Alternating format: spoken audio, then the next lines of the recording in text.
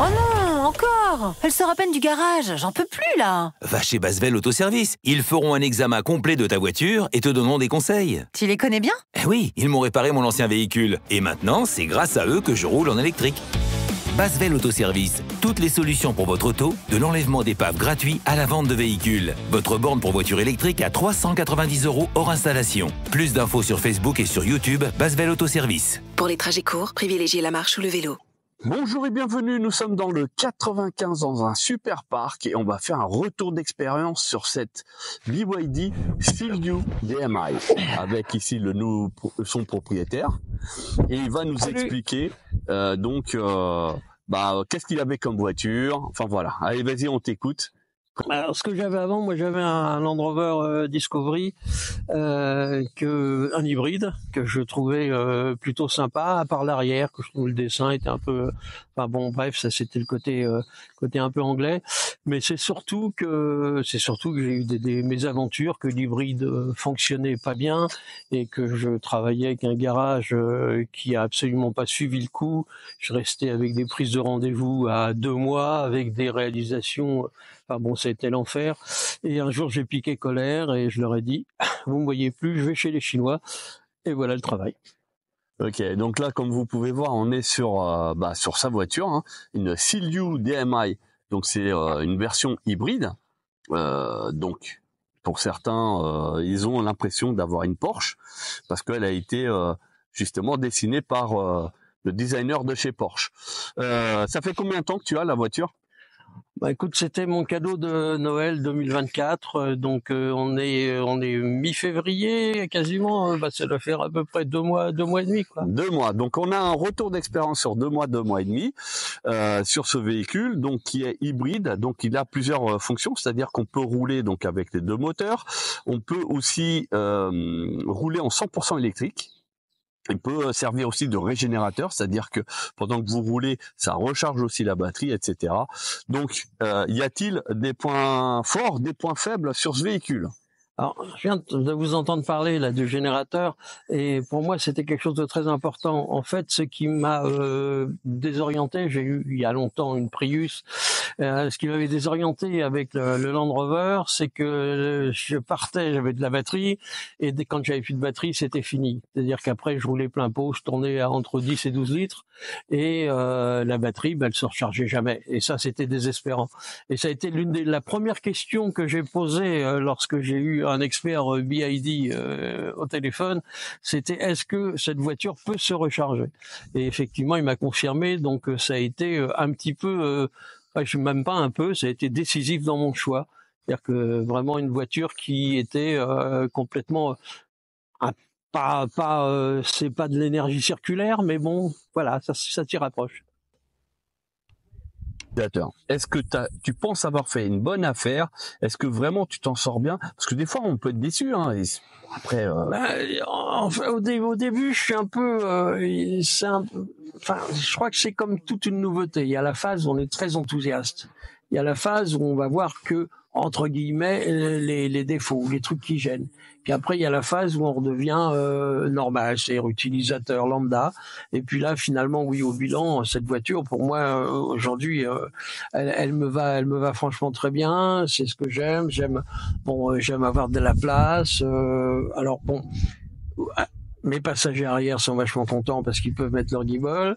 Moi, je suis golfeur, alors je suis un tout petit peu moins content pour rentrer tout mon bazar dans le coffre. Bon, finalement, je baisse les sièges et puis ça rentre quand même. Voilà. Mais bon, j'exagère puisque même quand j'avais le coffre qui était quand même assez grand sur le Discovery, j'ouvrais quand même la partie siège arrière pour pouvoir rentrer les clubs de golf.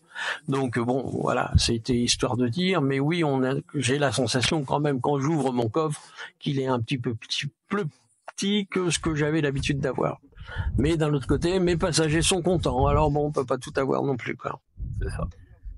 D'ailleurs, je vois ici, c'est l'une interpellation là au niveau du béquet arrière. Je trouve sympa cette ligne là noire qui coupe.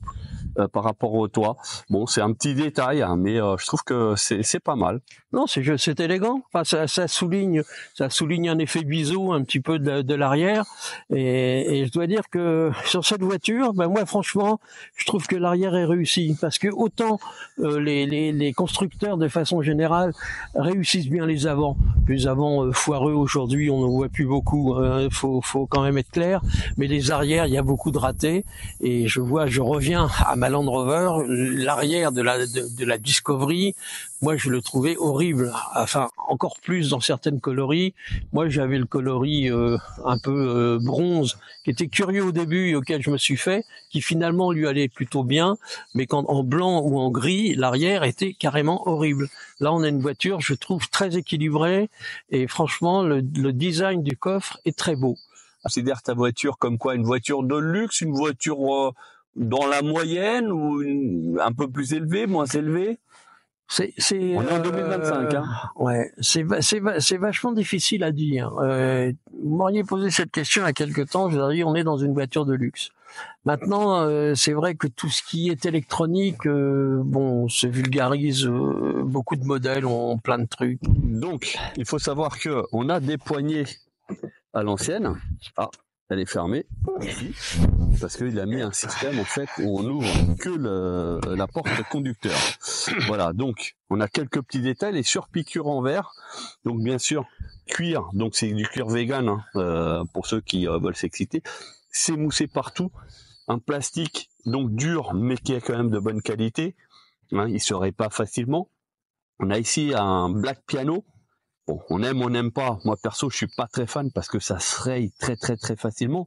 Après, là où il est placé, logiquement, il devrait pas être trop rayé. Il y a de l'Infinity parce qu'on est sur une version design, donc 4 roues motrices, qui fait combien de chevaux? 300 chevaux, je crois. 313 chevaux. Voilà. Ici, regardez, pour ouvrir la portière, c'est tout simplement un aileron de poisson. Ou alors un aileron de requin ou ce que vous voulez, mais en tout cas c'est sur le thème marin. Et après ici on arrive donc sur un intérieur cuir, toujours sur piqûre, avec l'appui-tête intégré dans le siège, malheureusement qui n'est pas réglable. Après, il y en a qui vont pas aimer, d'autres. Il n'est pas réglable. Pardon, excusez-moi de vous couper. Mais il n'est pas réglable, mais il est confortable parce que souvent les appuis-têtes sont réglables, mais même quand on les règle au plus bas, on a toujours un trou sous la nuque, et quand on les règle au plus haut, bah évidemment après ça c'est un autre problème pour les grands. Mais ici, je trouve qu'on a la tête qui est très bien tenue et on se sent vraiment en sécurité en cas de choc. Je veux dire, il y a rien. Voilà, on est au contact. La sellerie, elle est très confortable. Bon, le seul petit reproche que je peux faire, c'est que j'aurais quand même apprécié qu'on puisse régler en hauteur le siège passager. Après, on a quand même un volant multifonction qui est bien fait. On a une grande tablette. On dirait presque une télévision. On a vraiment ici des commandes d'accès direct, chose qu'il n'y a pas sur certaines marques, entre autres, qui ont fait disparaître. Alors, bien sûr, ici vous avez une thématique qui ressemble un petit peu à ma Seal, entre guillemets, quand je l'ai eu, mais ça va être changé. Vous voyez, donc tout ça va être remplacé là par une grosse mise à jour qui va être en cours de 2025. Alors, vous voyez, ça c'est top. On est taquin, on s'amuse. Eh ouais. Bon, ça, pour le moment, c'était une exclusivité BYD. Malheureusement, certains constructeurs sont en train de copier parce qu'ils ont vu que, voilà, c'est au poil. Je vois que tu as un boîtier, du coup. Absolument, oui, j'ai installé un petit boîtier parce que ça m'a permis, sans toucher de façon logicielle à la voiture, puisque je voulais absolument pas toucher à la cohérence du système, de pouvoir avoir un certain nombre d'options, de programmer, de programmer ce que je voulais. Bon, voilà, j'ai des petits trucs. Alors bon, moi j'ai les options qui me permettent de monter les volets chez moi, de régler la climatisation quand je m'en vais ou quand j'arrive. Et puis, alors, vous voyez des trucs là qu'on pourrait dire, tiens, c'est interdit, la Netflix, le vilain. Ben non, le vilain, il regarde pas la télé quand il conduit parce qu'il a pas envie de perdre son permis. Donc en fait, Netflix, eh bien, ça me sert lorsque que je suis en stand-by dans des endroits où je dois rester un quart d'heure, 20 minutes ou plus dans ma voiture. Et attendre quelqu'un, Voilà, par exemple, voilà. ou Et puis, charger une voiture. voilà, et puis comme je suis chez Une Free, application pas mal, hein, cette Ouais. application. Hein. ouais, ça c'est bien, Radarbot. Et puis, vous voyez, sonomètre. Alors ça, c'est un petit truc à moi perso. Alors, je sais pas s'il va fonctionner. Si, voilà, il fonctionne. Ben, ça me permet de voir le niveau de bruit de ma voiture. Ah. Et je m'aperçois qu'il y a un bruit qui est tout à fait honorable, hormis les bruits dont on parlait tout à l'heure, un peu mes bruits de pneus. Mais ça, je pense que c'est peut-être un problème de monte ou un problème de pneus qui a peut-être un petit défaut. Enfin bon, à voir, mais rien de rédhibitoire, quoi. D'accord. Donc ça, c'est une application qui est gratuite ou? Oui, c'est une appli qui est gratuite, mais vous voyez, là, on est en train de parler. Ouais. Hop, voilà, trac. Et donc c'est. Donc en fait, ça prend sur le micro intérieur du véhicule qui transforme ici pour savoir si. Absolument. Franchement, c'est bien.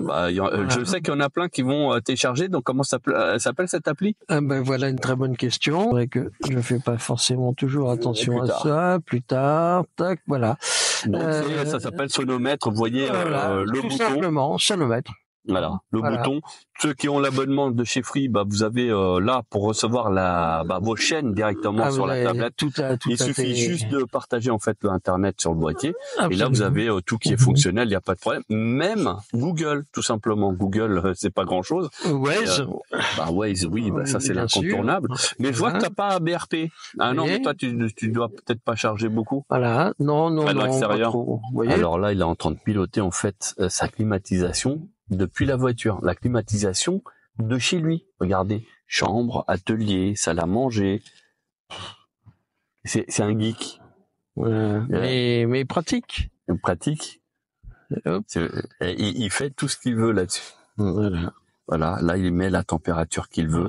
Je pars au week-end, je fais des petites économies. Mais on est d'accord. Ou alors, pendant qu'il est sur le voyage du retour, il met déjà sa maison à 20 degrés. Comme ça, il se prend pas la tête. Donc tout ça, c'est par le boîtier que je propose pour ceux qui sont intéressés.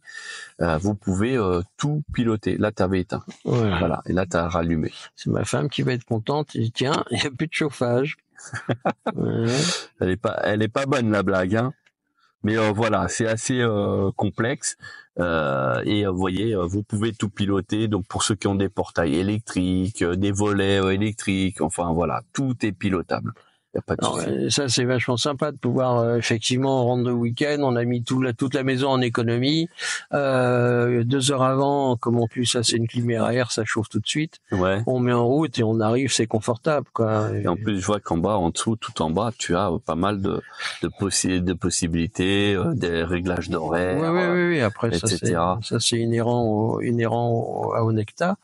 Mais non, c'est vachement bien foutu. Donc ceux qui ont une maison connectée, pour le coup, vous pouvez le mettre sur la voiture directement. Et comme il dit, vous faites des économies parce que quand vous partez en week-end, vous baissez le chauffage, etc. Et 2 heures ou 1 heure avant d'arriver, vous mettez tout. Comme ça, vous êtes nickel. Voilà. T'en es content de ce boîtier au final? Ah moi j'adore parce que des fois j'attends madame qui fait une course ou qui va chez le coiffeur, qu'est-ce que je fais? Je fais ça, vous voyez, là je suis sur YouTube. Bon, alors ça c'est pas bien, j'attends madame et je la trompe en regardant une autre. Mais non, parce que regarde, c'est juste l'image de fond. Ouais. Au final, c'est un clip et je crois que c'est ça doit être des paysages. Voilà, c'est des paysages. Qualité, mais top. La qualité elle est carrément géniale. Alors, à l'arrêt, stationné. Oui, stationné, oui. Stationné à l'arrêt, il n'y a aucun problème. Au parking, sur la plage pour regarder le match de foot. Est-ce que ça, tu le connais? J'espère que oui, quand même. Parce que check, c'est la fonction qui m'est la plus demandée. Donc là, on va choisir ici YouTube. Regardez. Le partage d'écran. Oui.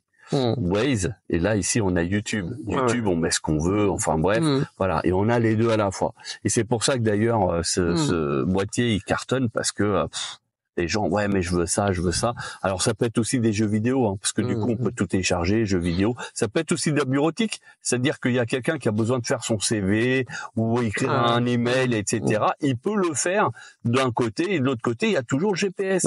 Voilà. Non, le boîtier, franchement, il est top. Alors il y aura toujours des petits malins. J'ai vu moi des gens parce que j'étais tellement content que évidemment j'en ai fait part aussi sur les réseaux et toujours des petits malins qui disent oui mais 199 € machin ou moi je peux le trouver en Chine. Bah oui mon garçon, vas-y trouve-le en Chine et puis installe-le et puis il marchera pas parce qu'il sera pas forcément donc là c'est une affaire qui marche. Alors il y a de ça oui, mais il faut savoir que le partage d'écran comme ça ils sont très rares. En général inférieur à 150 ça n'existe pas. Mais après ce qui va faire aussi la différence de prix c'est l'histoire de processeur et de mémoire. Bien sûr, 128. Et oui, et là alors il faut savoir qu'au tout début quand le boîtier il est arrivé il y a à peu près 3 ans je crois ou 2 ans et demi, il était quand même à 299 €. Oui, non, mais là le prix il a baissé. Après là il y a eu augmentation de mémoire et de processeur sans augmentation de tarif. Enfin voilà. Et puis surtout, c'est surtout quelque chose qui marche. Voilà. Il y a une assistance. Il y a, je veux dire, bon, il y a un problème, il y a un mec, on peut téléphoner. Bien sûr. C'est la réponse très rapidement. Et puis après, il y a les frais d'envoi. Si jamais t'avais les gendarmes, au cas où, t'as juste à cliquer ici au milieu, tu fais ça. Voilà. C'est au cas où, hein, je t'ai rien montré. Non, t'as dit ça, t'as rien dit. Et voilà, comme on dit maintenant. Alors, pour ceux qui se posent la question, quand vous regardez un film, ça passe dans toutes les enceintes de la voiture et vous avez un son cinéma dans la voiture. Et franchement, c'est top. Le seul reproche que moi je le dis, c'est la puissance du son qui peut être un peu faible. Et du coup, on est obligé d'être presque 3/4, moitié 3/4 pour que ça soit vraiment pas trop mal. Sur certains films, il faudrait même peut-être augmenter le son. C'est le seul point noir. Sinon, tout le reste, nickel. C'est bien ça? Absolument. Il y a un autre petit truc, c'est là-haut, là. Il y a beaucoup de gens qui disent qu'est-ce que c'est que ça. Moi, tous les gens qui rentrent dans la voiture, ils me disent, c'est quoi ça? PM 2.5, intérieur 5, dehors 26. Alors, est-ce que tu sais? Un peu mon neveu. Alors. Moi, déjà, parce que je suis extrêmement concerné par les problèmes de pollution. C'est aussi une des raisons pour lesquelles je roule en hybride. Ça, c'est tout simplement un indicateur de pollution des particules. Là, les particules, elles font 2,5 microns. C'est-à-dire que ces particules-là, elles sont redoutables parce qu'elles sont petites et elles passent partout. Elles passent dans les poumons, elles passent donc dans le sang, etc., etc. Donc ces particules, elles sont pourries, contrairement aux PM10 qui font 10 microns, qui sont un petit peu plus grosses et qui sont mieux filtrées par l'organisme. Et là, ça signifie qu'à l'intérieur de ma voiture, j'ai actuellement un taux sur une échelle relative de 5, c'est-à-dire quasiment rien. Je peux considérer que dans ma voiture, mon air est pur, et on s'aperçoit que dehors, et nous sommes là en pleine campagne, c'est ça, regardez, puisqu'on est au Novotel de Maffliers, pour ne pas le citer, on a quand même un taux de pollution de 22. Et hier, j'avais 47 en Île-de-France. Et le pire que je suis monté, c'est à 58. Pourquoi? Parce qu'en ce moment, on est, et on devrait être content, on est dans un anticyclone avec beaucoup de beau temps. Et le vent tombe, et donc la pollution, elle fait pareil. C'est ça. Donc vous avez compris l'explication. Donc pour ceux qui se posaient la question, dehors, c'est un peu pollué, et à l'intérieur, c'est presque pur. Voilà. Et plus on se rapproche de zéro, et mieux c'est, bien sûr. Vous aurez compris. C'est très rare qu'à l'intérieur, on est supérieur à 10. Ça peut arriver, mais c'est que ça reste très rare. Rarissime. Et quand vous l'avez, c'est parce que vous avez eu les fenêtres ouvertes, en règle générale. Mais amusez-vous à passer sous le pont de la Défense, par exemple, et puis vous allez ouvrir, c'est un peu couillon ce que je vais vous dire, mais vous ouvrez les fenêtres, puis vous allez voir à quelle vitesse le chiffre à l'intérieur monte. Donc vous allez vous dépêcher de les fermer et voire même de vous mettre en recyclage. Bon, c'était la petite astuce, le petit truc en plus, bien expliqué en plus. Bon, après il est concerné, donc c'est pour ça qu'il maîtrise. Et au moins, pour ceux qui se posaient la question, vous avez une réponse claire et nette. Est-ce qu'il y aurait une fonctionnalité qui aurait été bien vue Franchement, le compteur, moi, je trouve que ça me va bien. J'ai juste une petite suggestion, c'est-à-dire que bon, moi, j'aime beaucoup l'environnement sombre sur la voiture, et je n'ai que deux choix, environnement sombre ou l'environnement couleur.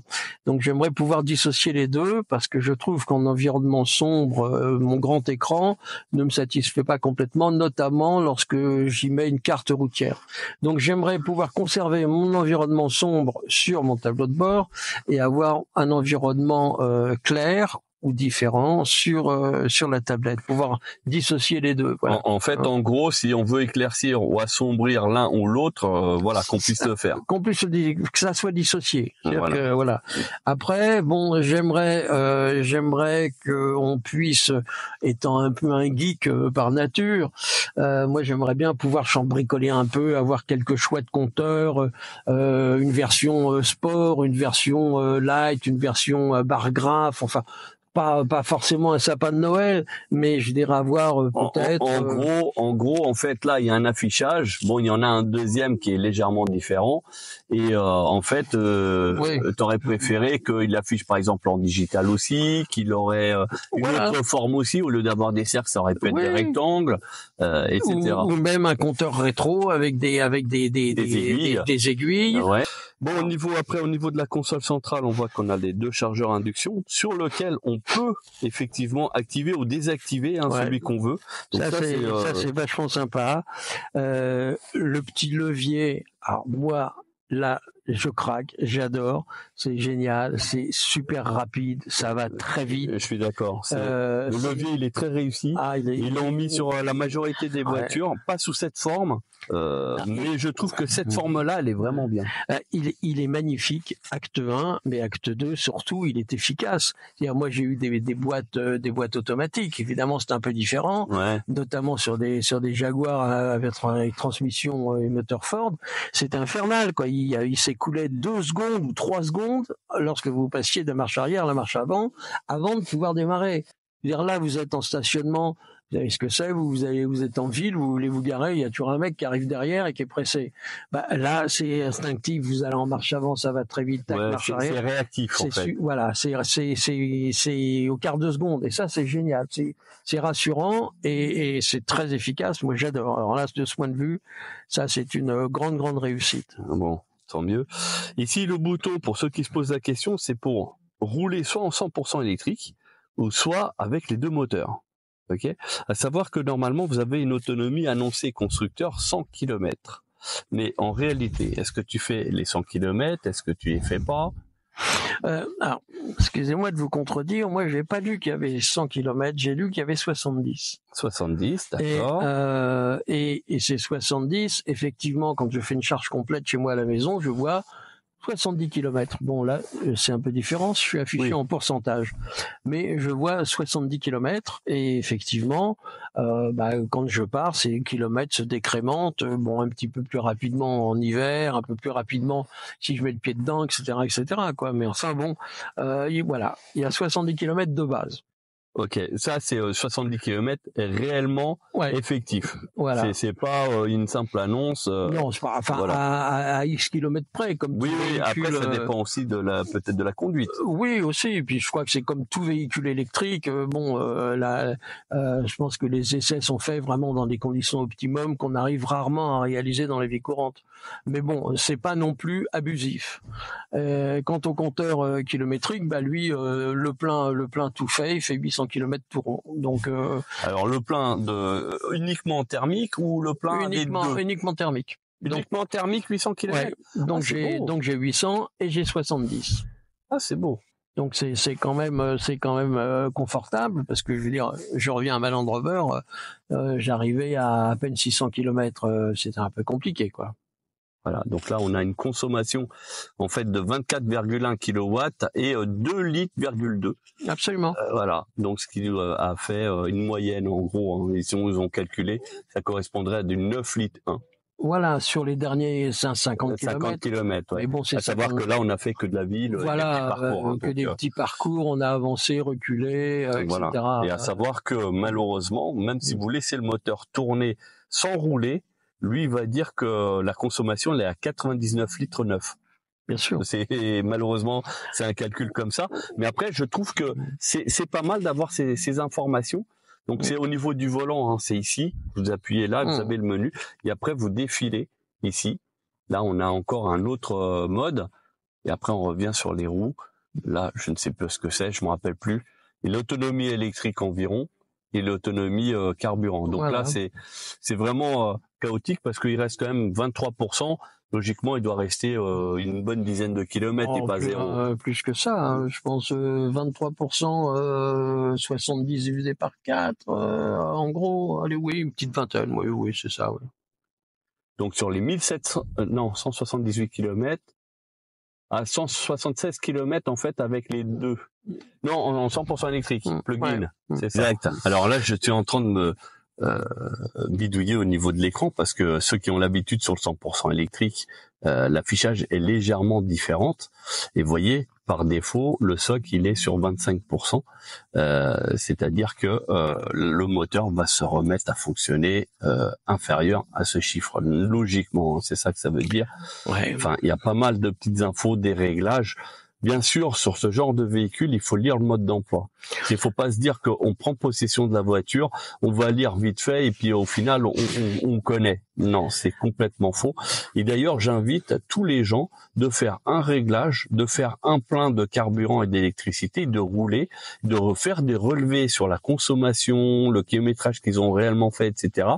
Et au prochain plein, de refaire un autre réglage pour trouver celui qui est le plus intéressant. Par exemple, là, assez grande régénération au freinage, c'est tout simplement si vous faites majoritairement de la ville, ce réglage il sera bon. Par contre, si vous allez sur l'autoroute, si vous mettez sur standard, vous verrez que vous ferez encore plus de kilomètres parce que elle va être moins freinée.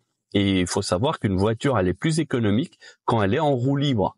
Parce que si elle commence à freiner, le simple fait de devoir relancer la voiture, vous allez devoir accélérer. Donc c'est là où vous perdez ce que vous avez gagné.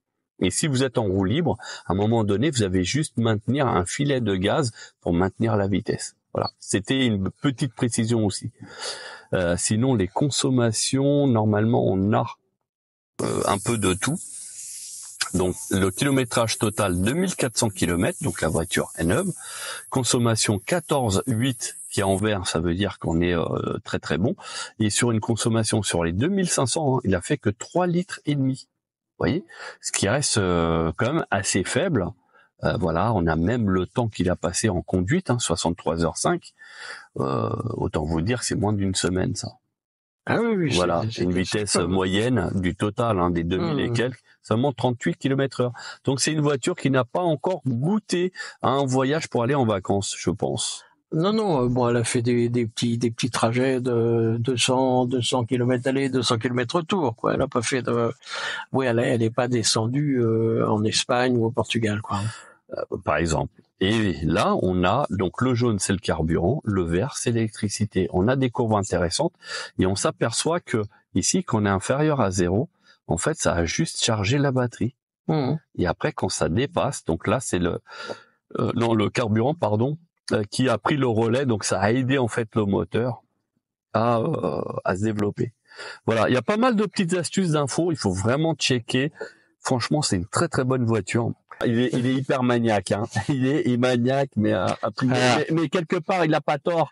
D'un côté c'est peau de chamois, de l'autre côté c'est éponge. En fait, il met un coup sur l'écran et il fait ça parce que il déteste de voir le moindre petit empreinte de doigt. Il déteste ça. Et d'ailleurs, je vais faire remarquer, tu vois la cloche là-haut, ça veut dire qu'il y a une mise à jour en attente. J'ai fait une trace. Je fais une trace de doigt. Bah écoute, c'est ta voiture, tu as le droit. Voilà. Regarde, tu vois, mise à jour disponible. Alors, mise à jour, cliquez, bah voilà, c'est pas... Voilà. Donc après, ça va commencer... En français. Alors en français, déjà la mise à jour. Après, il y a d'autres langues. Ah oui, mais parce que en fait, tu viens d'avoir la voiture et en fait, il te montre en rouge quelles sont les nouvelles langues, tout simplement. D'accord, ah oui, bah alors, voilà. Non. Donc, t'as pas besoin. Donc voilà. En français, non, ça y est, il est bon. Donc il y a plus besoin. En fait, c'était juste pour les langues. C'était une mise à jour ultra rapide. Voilà, qu'en fait il y a rien installé parce qu'elle était déjà en français et ça lui. Il y a quand même un truc génial dont il faut qu'on parle. Oui, alors. C'est ça. Que quoi ça? Ça, là. Il y a un toit? Ah oui, il y a un toit. Comment ça? Alors ce toit, par contre, alors, la commande, là voilà, ça y est, là j'ai trouvé. Voilà. Voilà. Alors cette commande, elle est curieuse. Parce Oui, que moi, au début, j'étais là. Et en fait, elle est sensitive. Oui. J'ai pas l'impression qu'il faille chercher un contact. Oui. Et au début, moi, je tapais comme un ouf. Oui, parce qu'en fait, Voilà. tu cherchais un bouton mécanique. Voilà. Alors que ce bouton, il suffit, voilà. Hop. Et voilà. Et là, il a fait juste un coup bref. Et Voilà. là, ça va ouvrir intégralement. Comme ça, le store d'ailleurs. voilà. C'est ouvert à fond. Et ça, c'est génial. Et c'est d'autant plus génial que c'est pas en option. Et franchement, là, ça a été la cerise sur le gâteau quand même. Parce que c'est super sympa de pouvoir ouvrir sa voiture, les passagers à l'arrière, tout le monde en profite. On est presque dans un cabriolet. C'est bien. Et là, quand on laisse appuyer, en fait, ça veut dire qu'au moment où on lâche, il va s'arrêter, tout simplement. Voilà, comme ici. Voilà. Voilà, Alors avec bon, la moustiquaire qu'il y a au-dessus. Voilà, tu vois, bon, moi, j'ai pas encore trop l'habitude parce que c'est vrai qu'on est en hiver et je m'en suis pas servi vraiment beaucoup. Oui, c'est vrai que la météo en France, elle n'est pas top. Hein. On est d'accord. Ouais. Ouais, hein, on est d'accord. Mais voilà, le store vénusien, là, ça, c'est bien. Réglable où on veut. Après, voilà, quand il est totalement fermé, ça donne l'impression qu'on est dans une voiture banale. Ouais. Enfin traditionnelle entre guillemets. Voilà, et puis là les petites loupiottes aussi c'est bien parce que là pour le coup là, le tactile ça marche vachement bien. Là je suis un peu plus réservé sur cette partie tactile parce que moi j'ai un peu de mal à la trouver, à chaque fois je patine. Oui, c'est parce que t'as pas encore manipulé, mais à j'ai force pas trop tu pris vas l'habitude. Mais bon, tu vas apprendre. Voilà. Et puis chose, c'est ici. Je crois qu'il y a un étui à lunettes, voilà.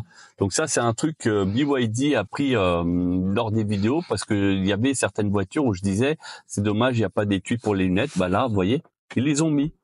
Voilà, bah ça c'est bien, c'est bien réfléchi. Ça c'est bien foutu.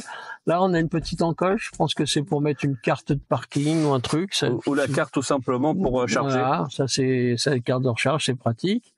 Un autre clip, c'est aussi pour mettre encore des cartes. Voilà, une petite carte. Et puis là, je ne regarde pas trop parce que. Oui, mais l'éclairage automatique quand on ouvre la trappe, c'est bien. Ça c'est bien, mais il y a aussi de ce côté. Hein. Voilà. Ça c'est ici plus... la lumière qui s'est mise parce qu'il est déjà ouvert, je le ferme. L'éclairage est terminé. Ouais. Enfin, franchement, c'est des choses qu'on trouvait plutôt sur les voitures de luxe avant. Hein, et c'était sur les voitures de série, c'était assez rare quand même. Il y a beaucoup de réglages. Je vous donne vraiment le conseil de prendre même des fois une demi-heure et de pianoter parce que c'est en pianotant qu'on maîtrise un petit peu plus le véhicule et vous allez voir qu'au final la voiture elle est pas si mal. Je sais pas si vous en filmant vous pouvez voir le HUD. Non, peut-être pas. Si, ça y est. Ah ben voilà, regardez ce qui se passe. Ah ben voilà. En fait, c'est simplement le contour. Les assistances qui s'indiquent ou pas. Bah voilà, parce que je sais qu'il y avait une histoire aussi qu'on pouvait, si on avait le GPS donc actif, hein, qu'on avait mis une adresse, il y avait une fonction qui permettait d'avoir l'affichage des flèches. Voilà. Alors je me rappelle plus si c'était sur cette voiture ou une autre, mais il me semble. Alors là, on fait l'affichage des caméras parce que au niveau du volant, vous avez une touche qui permet de mettre les vidéos.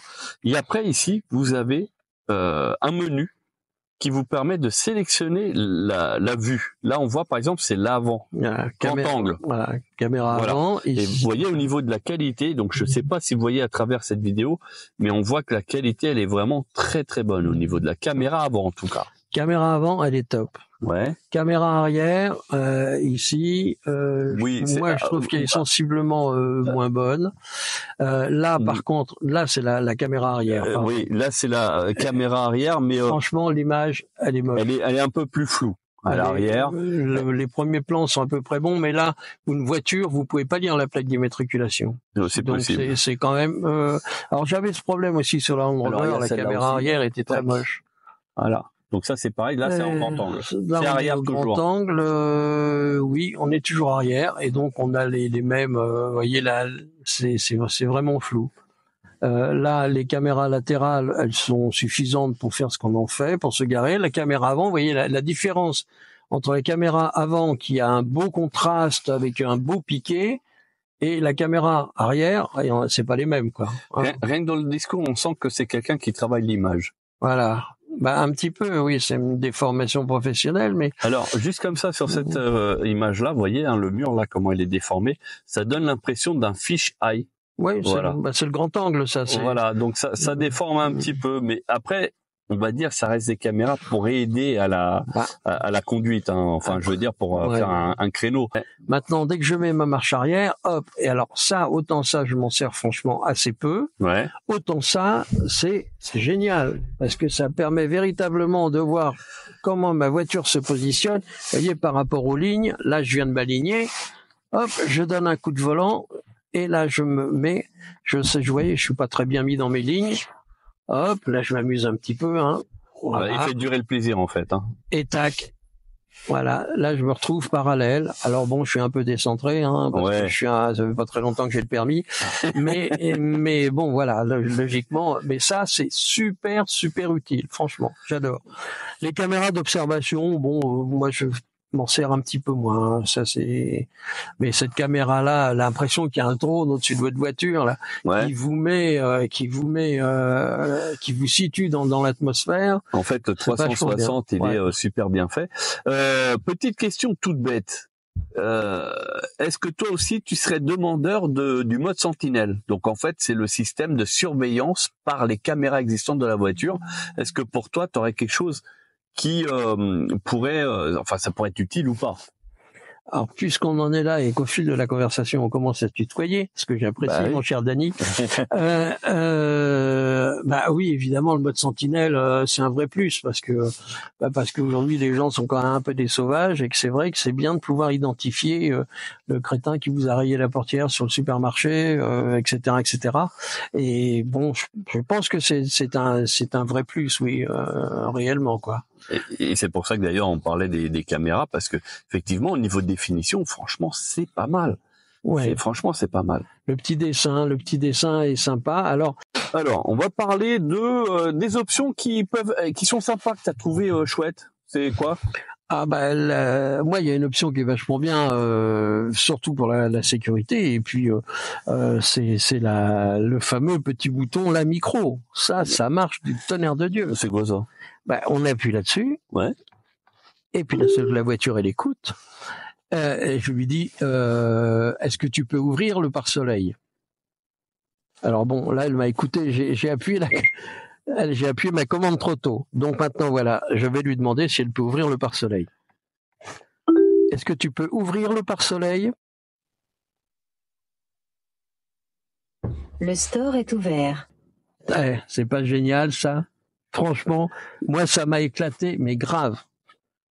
Bon. Et alors, évidemment, c'est un minimum, mais ça marche formidablement bien pour les commandes du téléphone. Il y a une commande qui peut être un tout petit peu compliquée. Vous savez tous qu'on a le volant chauffant sur ce véhicule, mais le volant chauffant, il faut aller dans des trucs et des machins. Bon, ça me gonfle parce que je m'en souviens jamais. Là, j'appuie sur mon petit micro et je lui dis, allume le volant chauffant. Compris. J'active le chauffage du volant. Trop fort. C'est devenu une copine. On revient donc sur la question fatale, sur les 2500 km. Est-ce que tu en es satisfait? Est-ce que c'est une voiture que tu vas garder longtemps ou pas? C'est clair. Dis-moi tout. Alors après, est-ce que j'ai eu des incidents pendant et après la négociation? Je veux dire, non, ça s'est plutôt bien passé. Le seul incident que j'ai eu, c'est que lorsque j'ai acheté cette voiture, j'envisageais d'acheter également un bateau, et puis je me suis aperçu en regardant ma carte grise que en face la case F3, il y avait rien marqué. Donc ça signifie qu'avec cette voiture, elle n'est pas homologuée pour tracter. Alors ça, c'est un vrai problème pour moi, déjà ponctuellement. C'est aussi un vrai problème parce que en France ou en Europe, plus généralement, on n'est pas habitué à ce qu'une voiture soit tractible, je ne sais pas comment on dit, qu'elle ait la possibilité de tracter ou qu'elle n'ait pas la possibilité de tracter. Je veux dire, toutes les voitures qu'on achète ici, c'est des voitures avec lesquelles on peut tracter. Donc là, c'est une nuance auquel on n'était pas prêt. Alors, j'ai eu la chance, avant d'acheter ma voiture, d'être averti de cette subtilité. Donc, lorsque j'ai conclu l'acte d'achat, j'ai bien précisé à mon commercial que je voulais une voiture avec laquelle je pouvais tracter. Et malheureusement, celle qui m'a été livrée, ça n'a pas été le cas. Et j'étais d'autant plus déçu que c'était pas forcément la couleur initiale que je voulais, bien que j'en suis maintenant très content et que si j'en reprenais une, ça serait la même couleur. Mais j'ai pris cette voiture parce qu'elle était disponible d'une part, et d'autre part parce qu'elles m'ont dit on peut atteler sans problème.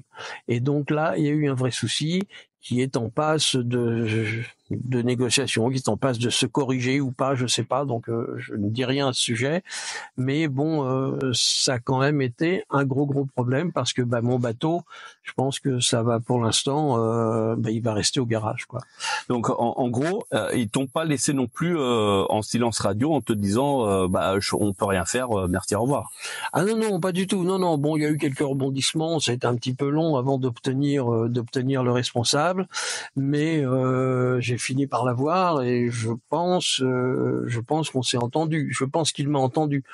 Mais oui, il y a une certitude, c'est que je me suis pas senti isolé et seul face avec mon problème. D'accord. C'est en cours d'une solution. Oui, c'est en cours de dialogue et vraisemblablement d'une solution. Ok, bon, c'est l'idéal, c'est ce que je te souhaite en tout cas. Je veux dire que là déjà, je reviens toujours avec ma Land Rover. C'est vrai que ça a été une obsession, mais pour résoudre là un problème qui est quand même d'une importance notoire, j'ai mis moins de temps que pour avoir un simple rendez-vous chez Land Rover à Saint-Ouen-le-Monde, pour ne pas les citer, pour m'entendre dire que fallait que je revienne parce qu'ils avaient bien vu qu'il y avait une panne, mais qu'ils voulaient en être sûrs et qu'ils allaient commander la pièce et que ça a reporté encore de 2 mois la réparation. Ah oui, je comprends. Compliqué. Ouais, je comprends. D'accord. Donc, tu es satisfait de la voiture. Bon, là, l'idéal, ça serait qu'elle soit tractable. Donc, pour ceux qui veulent tracter, etc., ce que je vous suggère, c'est de noter sur le bon de commande, comme quoi, sous réserve que le véhicule livré soit tractable. Comme ça évite tout discours et tout problème. Voilà, donc ça c'est ce que je vous conseille. Et puis comme ça, ils vont faire un point d'honneur là-dessus. Pardon. Oui. Excuse-moi de te couper, je voudrais quand même faire une petite remarque. Je veux dire que là, les gens que j'ai eu, ma concession de BYD a eu un comportement extrêmement honnête par rapport à ma créance, par rapport à ma demande, parce que ils auraient tout à fait pu m'opposer qu'effectivement tout ça s'était passé à l'oral et qu'il n'y avait rien de noté, qu'on n'en parlait plus. Et ça, pour l'instant, sous réserve d'aboutissement et d'une solution, je leur en suis plutôt gré quand même, parce que leur comportement est très honnête sur quelque chose qui finalement n'a été que verbal. Ok, ça c'est bien de le dire et de le souligner, parce qu'il y en a beaucoup qui seraient emportés vite fait, alors qu'il n'y a pas forcément besoin. Voilà, donc pour nous, je pense qu'on a fait le tour sur la vidéo, sur le ressenti, etc. Si vous avez des questions, n'hésitez pas à les commenter directement sous la vidéo. Vous pouvez liker, partager aussi la vidéo, n'hésitez pas, et surtout à vous abonner pour d'autres contenus sur l'automobile. Et je vous dis à très bientôt. Oh non, encore! Elle sort à peine du garage, j'en peux plus là! Va chez Basvel Autoservice. Ils feront un examen complet de ta voiture et te donneront des conseils. Tu les connais bien? Eh oui, ils m'ont réparé mon ancien véhicule. Et maintenant, c'est grâce à eux que je roule en électrique. Basvel Autoservice. Toutes les solutions pour votre auto, de l'enlèvement d'épave gratuit à la vente de véhicules. Votre borne pour voiture électrique à 390 € hors installation. Plus d'infos sur Facebook et sur YouTube, Basvel Autoservice. Pour les trajets courts, privilégiez la marche ou le vélo.